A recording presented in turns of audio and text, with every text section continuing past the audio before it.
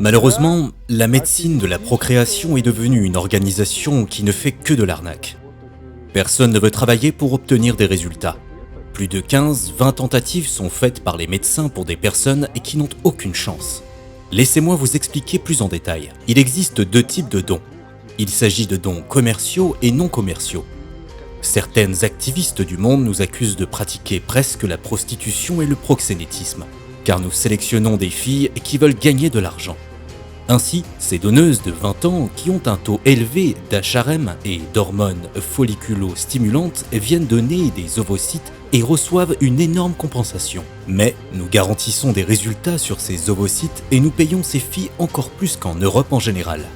Et mes embryons sont donc plusieurs fois plus chers que de n'importe quelle entreprise. Ce qui est intéressant dans la médecine de la reproduction, c'est que 80% dépendent des ovocytes, pas de la femme. Si vous avez effectué un examen de l'HRM et le résultat est inférieur à 1, je ne vous conseille en aucun cas de congeler les ovocytes car c'est une activité inutile. Il faut soit utiliser du matériel frais tout de suite, soit faire appel à une donneuse.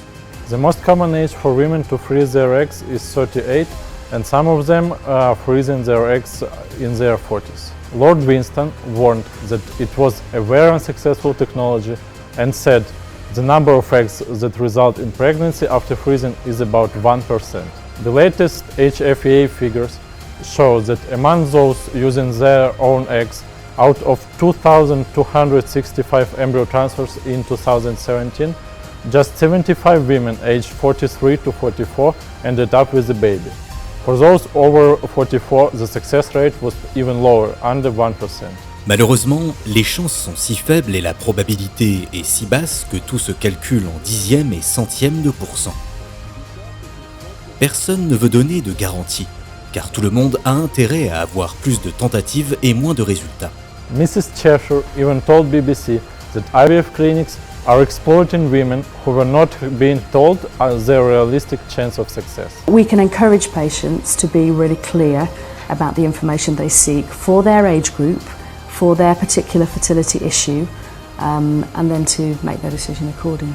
The study shows that only 9.3% of women who had their eggs frozen returned to use them.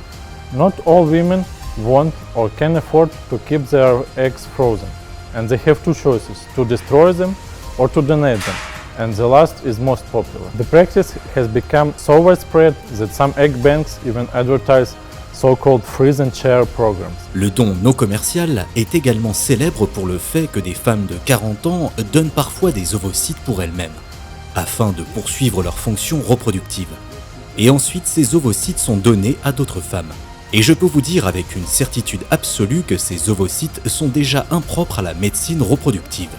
Et après leur congélation, le plus souvent, les ovocytes peuvent se cristalliser et perdre en qualité. Et après cela, croyez-moi, une balle de tennis a bien plus de chances de tomber enceinte que de tels ovocytes. On the contrary, you may opt for an IVF program using donor eggs in the countries of Eastern Europe.